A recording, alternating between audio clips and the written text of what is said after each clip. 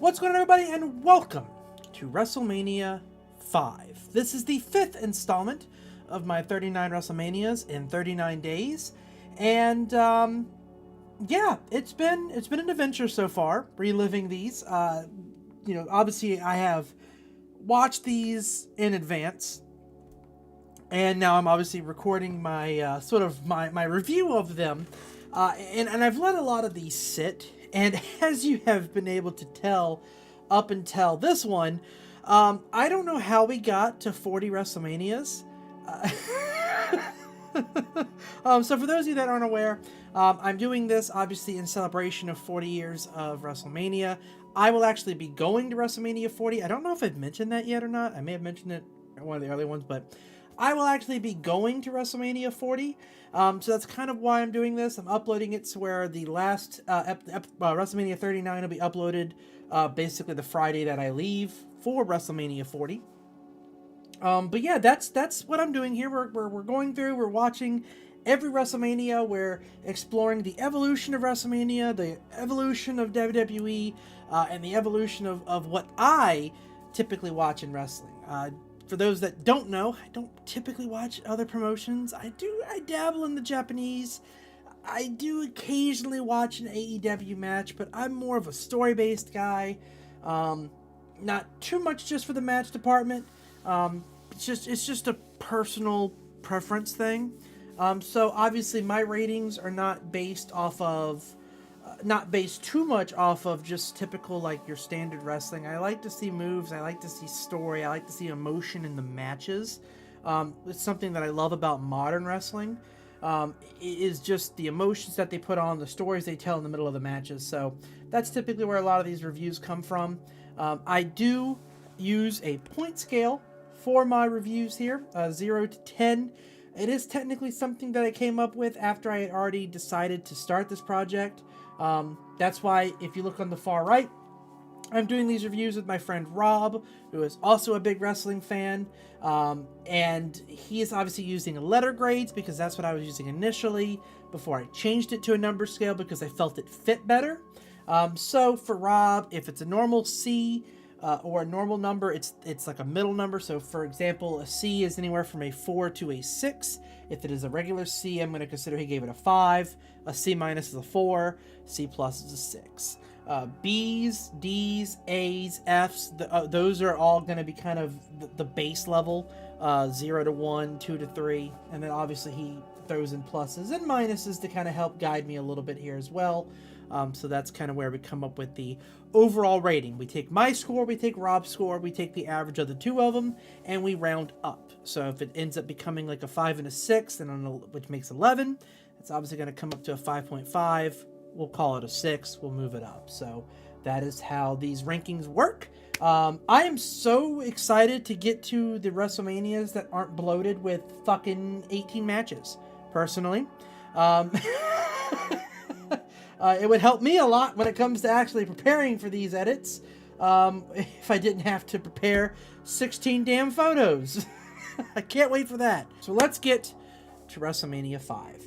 The first match on our list here is going to be Hercules versus King Haku, with Bobby Heenan in King Haku's corner. This is a really good story, honestly, between a now face Hercules with King Haku. Hercules had been a Bobby Heenan family man for a long time. He had finally gone away from him. This was basically Hercules' replacement in the Bobby Heenan family, was King Haku. And it created an okay opener. Personally, I'm not a huge Hercules fan. Just from what I've seen of him, King Haku was decent in this match.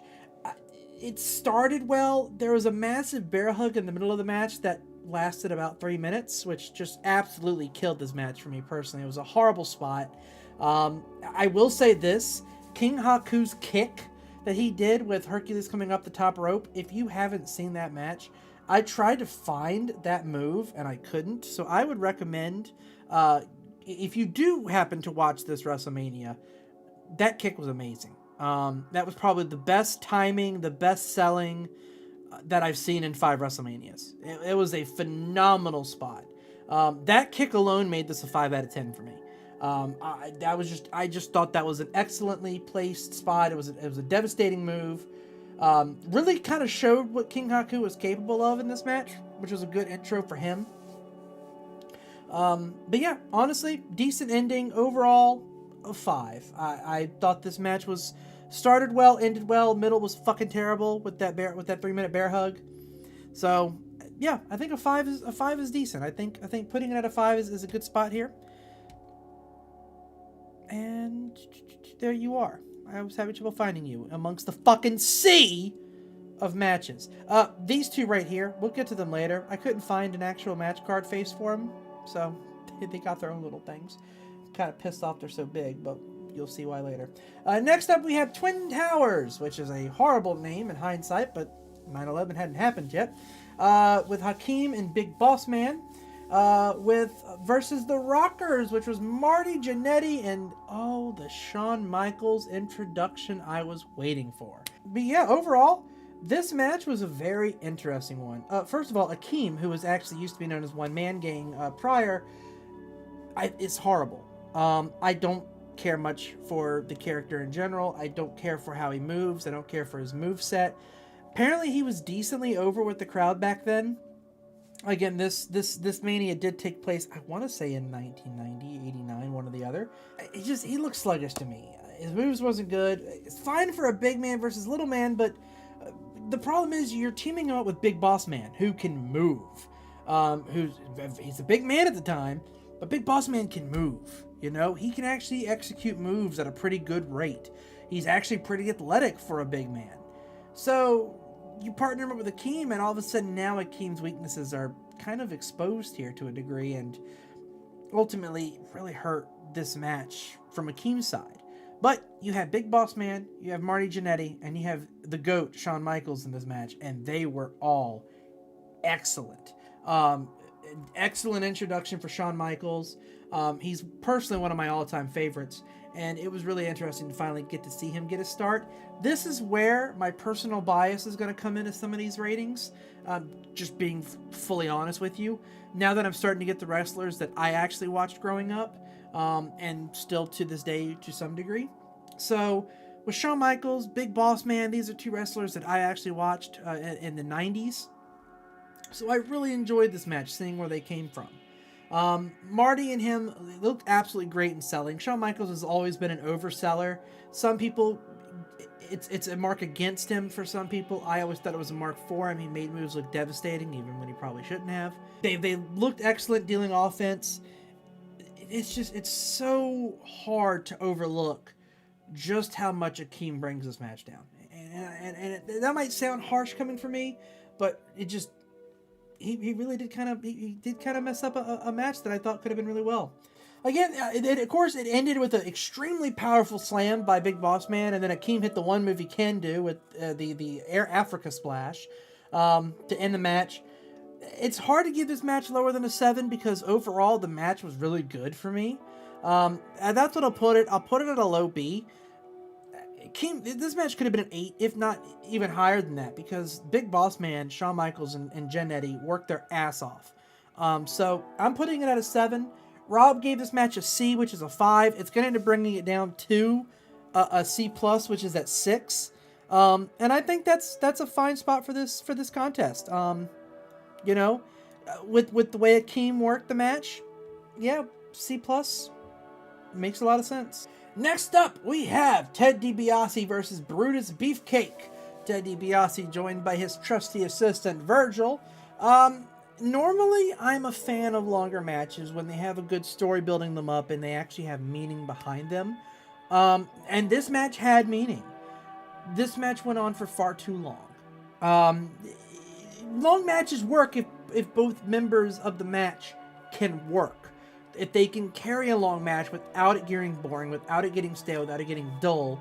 And I'm pretty sure Ted DiBiase could do that. Brutus Beefcake cannot. This was a match that ended in a draw. It was a super quick countout, which was extremely frustrating. You basically drew this match out for no reason whatsoever. You ended in a quick countout. You did not count to 10. It was not 10 seconds they were out. It was like 3 or 4 seconds, and you count them out. Just the refereeing, they made up the rules as they went. Back in the 80s and early 90s, and honestly, late 90s and early 2000s. They made up the rules the entire time, I guess, if you want to be truly honest. But this match ending in a draw after you basically made me waste 15 minutes for no reason whatsoever. Disappointing finish. The aftermatch antics weren't much better, so you basically made it drag out even more. This was a D. I gave this match a 3 out of 10. This match was not good. Rob seemed to think the match was a little bit better. Maybe he thought Ted DiBiase did a better job of it. I gave it a 3. Rob gave it a C, which is going to be a 5. That's going to average out to a 4. I think that's an overrating for this match. But, hey, it's not just me rating these. So we will put this at a 4 and call it there. C-. That is really all I can say for this one. Next up, we have the Bushwhackers, Butch and Luke versus the Fabulous Rougeaus, Jacques and Raymond Rougeau. So, listen, I am a fan of comedy, especially in wrestling. R-Truth, one of my favorite wrestlers right now. Love me some R-Truth, love me some comedy. The Bushwhackers were fucking horrible. They were a comedy act that were not funny. I didn't find their antics humorous remotely. And I'm a dark comic, right? Like, I love dark humor. I love vulgar humor. The fucking spoof movies are some of my favorite movies. Disaster movie, epic movie, scary movie. Love them. So I'm not trying to sit here and say that I'm a prude that can't find some lowbrow humor funny. But you gotta have good delivery. And you have to have good setup. And you have to have good follow through. And this shit was just awkward. It was cringe, it was dumb, it was stupid, it wasn't funny, they couldn't wrestle, you put them against actual wrestlers in the Rougeaus who embarrassed them, and based on my research, the Bushwhackers didn't really get on with the crowd at the time either. They weren't popular, it seemed like people generally thought they weren't funny at all, and so not only did you have a bad act, but you had a bad act that wasn't even funny to people of the time. So that's a true sign that you missed the mark. This match was bad. This match was a 2. I have seen worse matches, ironically. But everything else about this match, it's a 2. I gave it a 2. Rob gave it a D as well. I think a 2 is where it's going to sit. So that is where we are going to push these guys here at the 2. Feel bad for the Fabulous Rougeaus for getting stuck with this match on Wrestlemania, of all places. It was very clear that Wrestlemania was not the story ender, and it's very clear that even through now 5 Wrestlemanias, WrestleMania is still not the event that we now know it as, because this shit was whack. Not only that, but they gave this match 10 minutes. So you made me waste 10 minutes of my time on this. I should knock it down to a 1. I won't, but I should. Next up, we have Mr. Perfect and the Blue Blazer. I loved this match. Following the Bushwhacker shenanigans, where you could barely hear a pin drop in the crowd, you could not get the crowd to stop cheering for this match. First of all, Mr. Perfect is fantastic. I'm a big fan of his. I actually didn't really watch a lot of his matches before I started doing this project, and now that I've done this project, count me as a fan of the Perfect. I really enjoy his matches. And the Blue Blazer, turns out, is Owen Hart. So, of course, he was going to be good. It was finally, you finally got to see some high-flying moves to a degree, some more technical wrestling, which you expect from a Hart. Mr. Perfect played it perfectly. Their chemistry was great. No pun intended there on the perfect comment. Ultimately, this match was really good. I gave it an 8, just because the middle was a little sluggish there. And yeah, like I said, the biggest issue with this match is it's too short. I feel like if you gave these guys an extra 2 or 3 minutes that you used on the horrible Bushwhacker match before this, I feel like if you gave a couple of those minutes to these two, these could have gotten an A match, 9 or 10. That's how good this match was. Mr. Perfect pulled out the Perfect Plex, which was the first time he had used it, which was unfortunate because it seemed like, and you see this a lot in modern WWE too, I don't think the crowd realized that was his finisher. So when he hit it, there wasn't a lot of, like, it wasn't a big pop that he hit his finisher.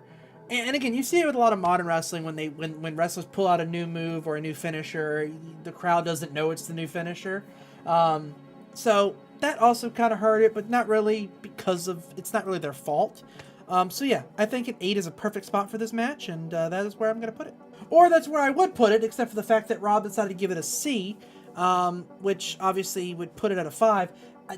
Rob clearly didn't like this match as much, so maybe I can't give it an 8. I kind of got a little ahead of myself there and forgot that I was doing this with someone else. Rob gave it a C. That's going to be a 5. I gave it an 8. 13, it'll knock it down to a 7. It's still a high B. 13 would be like a 6.5. So it's still a high B.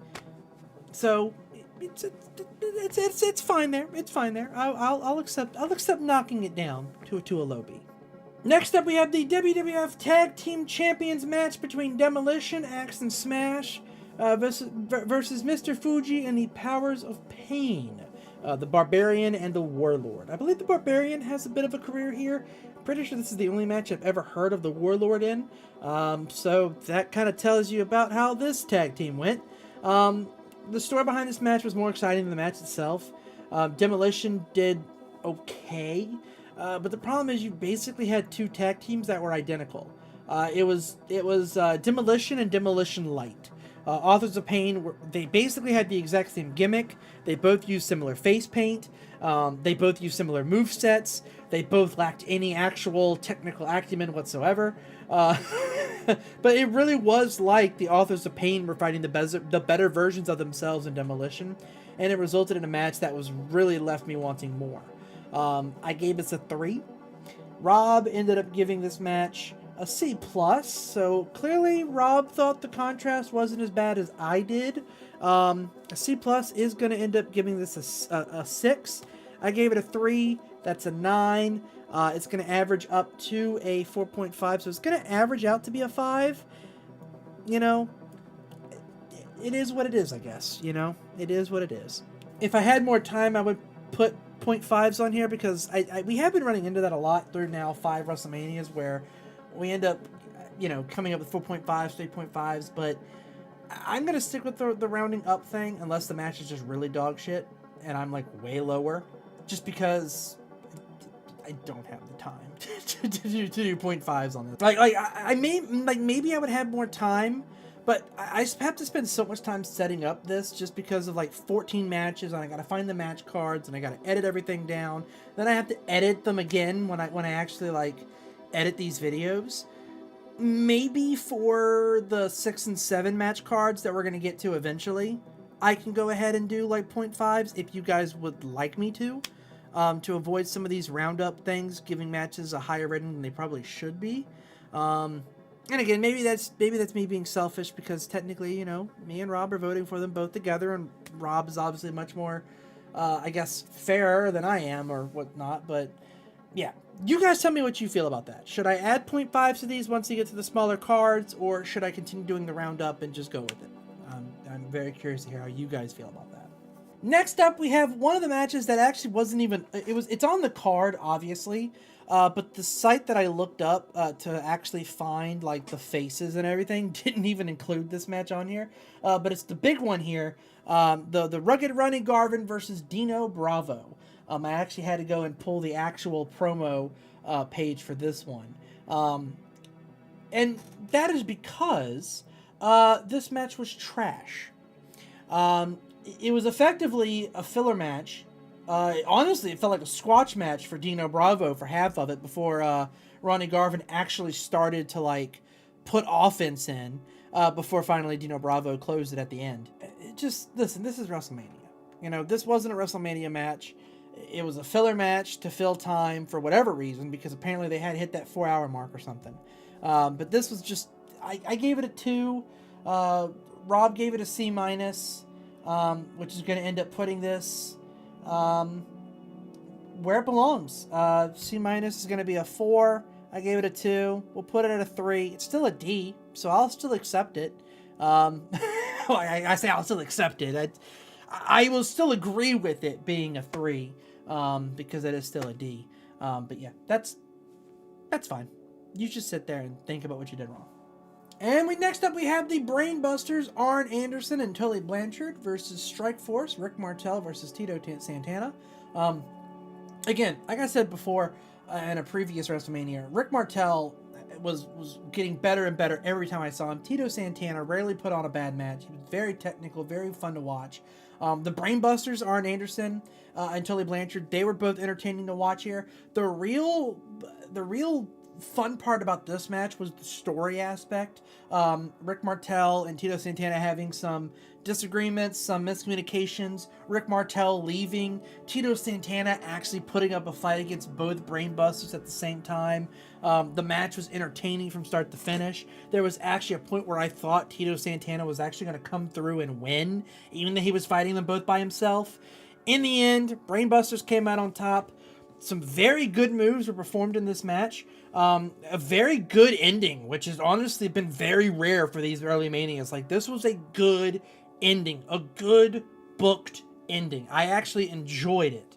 I thought it was a perfect way for that match to end.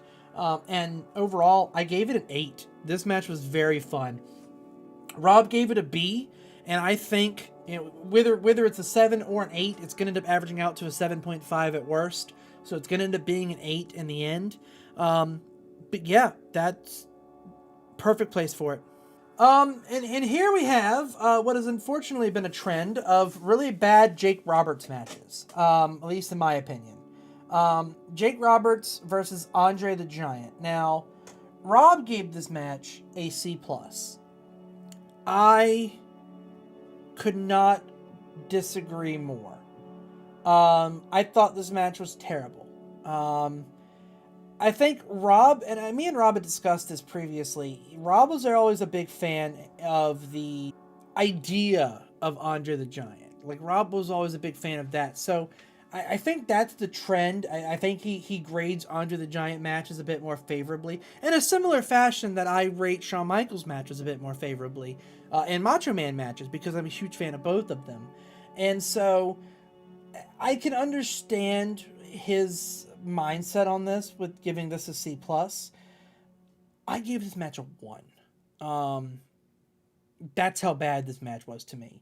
I didn't think the Damien spot was good. The snake for Jake. I didn't think that was good. This was 10 minutes that I felt were mostly wasted. That could have been used elsewhere. The special guest referee was so pointless. I didn't even put him down because I forgot that we had one until I seen him on the card down here. Overall, listen, I gave it a 1. Rob gave it a 6. That's going to average out to a 7. It's going to average out to a 3.5. So we'll move it up to a 4. It's a low C. Very big contrast compared to what I gave it. And really compared to what Rob gave it as well. It's going to sit smack in the middle of us. But don't you fear, because this is not the first time that me and Rob will drastically disagree. And we'll get to that match very soon. Next up, we have the Hart Foundation versus Greg Valentine and the Honky Tonk Man. The Hart Foundation, of course, being Bret Hart and Jim the Anvil Neidhart, with the Hart Foundation coming out on top of this match here. Look, Bret Hart is going to do Bret Hart magic. Like, there's never going to be a truly bad Bret Hart match, to my knowledge, that he doesn't get screwed in. Anyway, he always looks fluid. He always carries the match. Neidhart really only made 2 appearances in this match, kind of to give Bret a breather. And he looked great when he was in the match. Unfortunately, he's going up against Greg Valentine and the Honky Tonk Man, and neither one of them can fucking put up anything. The Hart Foundation has to carry this match the entire time. They have to sell to make the Honky Tonk Man look anywhere decent. Greg Valentine looked okay in this match, but man, it's just... I will say this, Greg Valentine probably had his best match in this match, but Honky Tonk Man just always seems to bring it down. He doesn't have the same fluidity in his moves. He doesn't have the same chemistry with everyone else, it seems, and I'm not sure why that is. Maybe he just doesn't have a good moveset, or maybe it's just the fact that he's not good. But ultimately, he brings this match down. The heels won with heel moves, with the megaphone. It was a great ending. I did really enjoy the ending. I gave this a 6. solid C+, mostly because of Honky Tonk Man. I couldn't give this a match the 7 it probably deserves. As you can tell, Rob did give it the 7 that he thought it deserved. So, of course, a 7 and a 6 is going to end up averaging out to that 0.5 we were just talking about.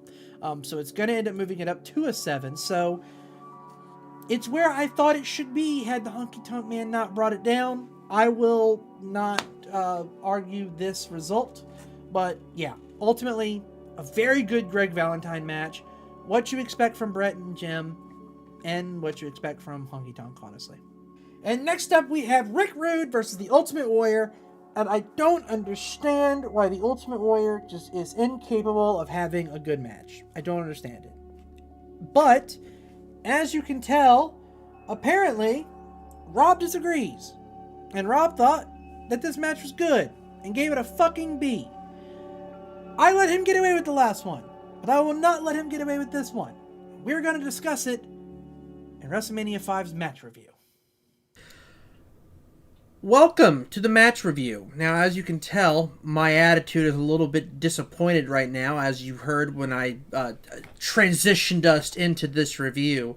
I'm here with Rob, who has a lot of explaining to do. No need to be rude.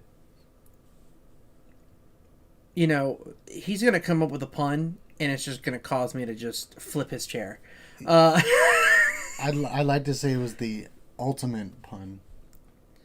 Anyway, before he sours my mood anymore for this review here. You're a true warrior for getting through all of this.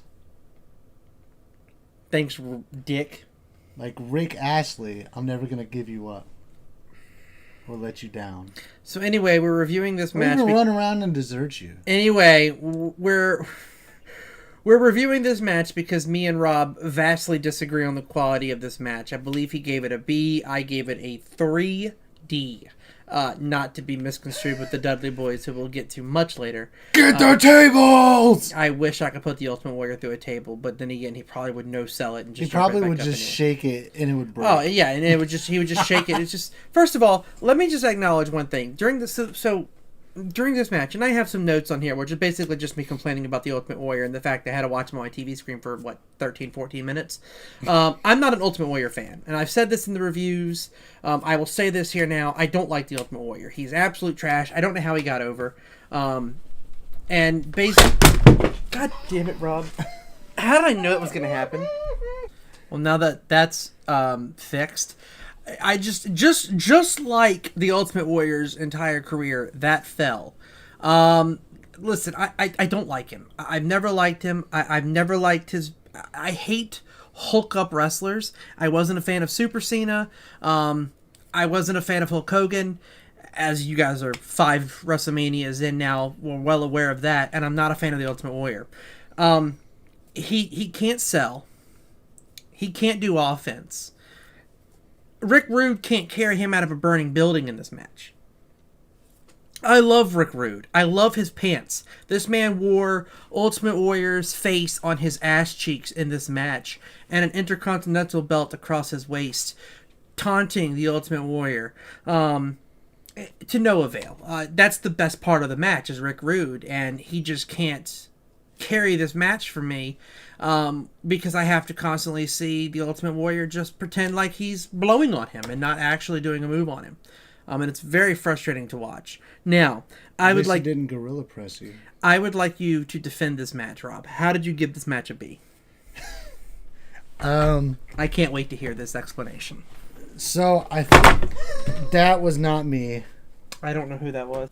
So, I think I gave it a B because of the... more or less the crowd... involvement / excitement.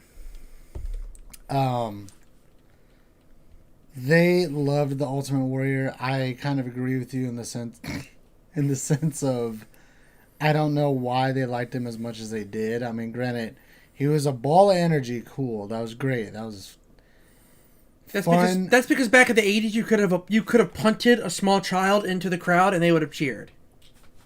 I mean, this is an ECW, bro. Like, ECW calls for that kind of violence. They would have still cheered. Probably. Give it to, like, WrestleMania 10. That's when it changes. Yeah. Right? But Rick Rude looked phenomenal in this match. I thought he carried Ultimate Warrior very well. Then ultimately, the Ultimate Warrior Gorilla pressed him, so I guess you can say he carried him as well, technically.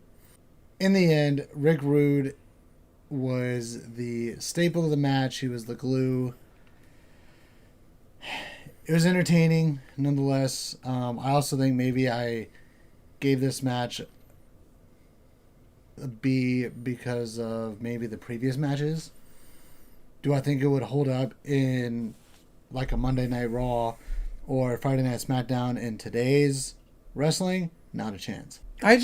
For me, it's just, I mean, this is a card with the blue blazer on it, and with Mr. Perfect, the Bush. Well, that match was actually trash. Okay, you know what? You're right. There wasn't a ton of great matches on this card, but the point is, I why not just call him Owen Hart? Use the blue blazer. I know, but any match involving Ultimate Warrior frustrates me to no end. There's one exception, which we'll get to much later, but outside of that one exception, I can't stand the Ultimate Warrior. I can't stand this match. He hits a bear hug in this match to Rick Rude, and it looks like he's not putting any effort in there. Like Rick Rude is, I'm struggling, and it's just, I'm just holding you. Let's do a little dance. I'm not flexing. When you're doing a bear hug in wrestling, okay, I'm not gonna imitate it here because I'm not gonna hug you, but when you put someone in it, you're supposed to flex, right? You don't actually squeeze, but you flex. And when you flex, your arms struggle, you know what I'm saying? Are you flexing? Shut up. So, as you flex, it looks like you're actually putting in effort, right? You flex and you just shake, right? He doesn't do that. He just stands there. And it's mind-boggling how bad it is. It took me out of the match. That was like a third of the way in. I was done with it at that point, and then I had to sit there for another 10 minutes and watch more. He's just bad, okay? I would love to hear your comments. Anyone, comment down below if you're watching this and you're an Ultimate Warrior fan. I would like to know how you are. Not just how are you a fan, but how are you doing? Because I have to assume that things aren't going great. So I would like to know how things are going and if there's any way that I can help you. The one realization I got from this match was his face paint, because I never really put two and two together of there's the Ultimate Warrior's face paint and then there's Sting who wear two different colors. Well, everyone knows Sting for like the white and black full mask, right? But Sting, when he was the Stinger, only had this. Right? Back in his early WCW days. Okay. So, I wonder if there was like some correlation of, it was specifically the color of his face paint in here that influenced Sting later on. You know what I mean? God, I hope not. I hope he didn't influence anything. He did. I know he did, but I wish he didn't. Anyway, I'm done talking about this match, personally. I just wanted to speak to you on it and just hear how you could defend it. And I gave it a 3. I've seen worse, and I can't give Rick Rude less than a 3, but... Is 3 an F? 3 is a D. 3 is a D, okay. Oh, yeah, you did say that because of the Dudley Boys. Yeah, you're right. I'm stupid. So, obviously, we're not going to change our scores. You defended your point, and it makes sense, and I can definitely agree with it. I'm sticking with mine, and that's where we're leaving this one. So, back to me. Thank you guys for watching that with us. Of course, I gave it a 3. Rob has given this match a B, so Rob gave it a 7. That's going to make this match average out to a 5. Whether or not I agree with that is irrelevant. We're going to put it at a 5, and we're just going to move on. We're just going to move on. Next up, we have Bad News Brown versus Jim Duggan. And Jesus Christ, this match was fucking dog shit. Listen, horrible start. The only benefit of this match was that it was short. My dog is barking. Oh, I think the delivery people are here. We're getting a new stove, so I apologize for the barking in the background. Hopefully, she was also not a fan of this match, as you could tell. She's very angry that we're talking about it. Has she been barking for a while? I don't know. Anyway, we'll go talk over her for a second because we're almost done with this. Listen, this match was terrible. Horrible start. Bad News Brown literally took Jim Duggan's finisher and then rolled out of the ring. No-selled the hell out of it. Grabbed a chair. They collided weapons like a fucking Star Wars movie. And that was it. DQ. It's done. Listen, it was just... But yeah, anyway, the match was bad. This match is an F. And you know, Rob gave it a D-, so I guess we'll move it. We'll put it at a 2. But the only benefit is that it can't get worse.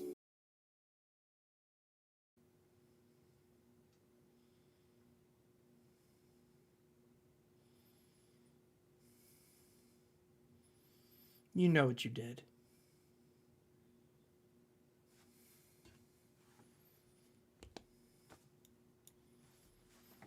It's a 0. What the fuck was that?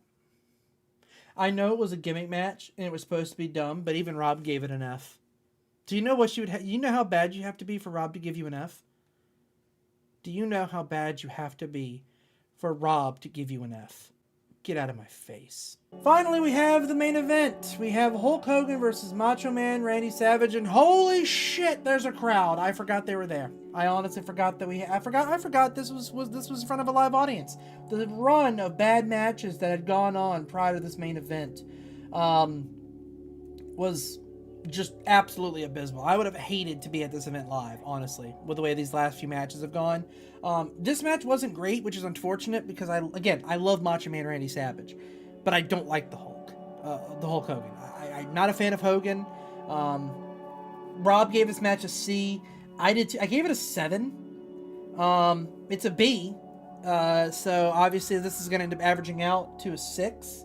Rob gave it a 5. I gave it a 7. So it'll average out to a 6, which is fine. It's serviceable, but it just I don't understand. Like, Macho Man wins off of that elbow so many times, and I know why they do it. They're doing it to build Hulk Hogan to be the Superman of a wrestler for the kids. But the fact that he just no-sells the elbow and then goes on, and just, it's a mess. It's a mess of a match. And you know, the 80s loved it. It's what they wanted. I hate it. I'm taking off a point for Hogan being Hogan. And it would have been an 8. Gave it a 7. It's going to average out to a 6. Whatever. Fuck you, Hogan. And I cannot wait until we get to the WrestleManias where I don't have to review you. Okay? That's basically where I'm at this point. There's no way he could ruin another WrestleMania. That's spoiler chat. He absolutely ruins another WrestleMania. Don't you worry about that. Overall, this WrestleMania is going to get a 4.57 average overall. That's a low C-. Personally, when I was reviewing this, based on what I had come up with, obviously before I compared it with Rob's, I gave this I had it at a 3. So Rob's scores have actually bumped it up to a 4.5. It just, I don't agree with it, but look, that's why we both review these. I've said it before, I'll say it again. It's probably not be the last time I mention this, but this is why me and Rob are doing this together, so that way it's not a completely biased list, because me and Rob do have very different interests when it comes to wrestling, so that's why we do this. I think that rating is higher than I would have given this by myself. Probably a little bit lower than when Rob would have given it by himself. But overall, 4.57. Good job, WrestleMania 5. At least you weren't the worst. Don't worry, that's coming. But pretty sure there's going to be a worse one than 2 in here somewhere. If not, it'll be WrestleMania 2 probably. But anyway, guys, have a fantastic night. I'll be back tomorrow with WrestleMania 6. And then we will continue from there. Have a good night, guys. See you then.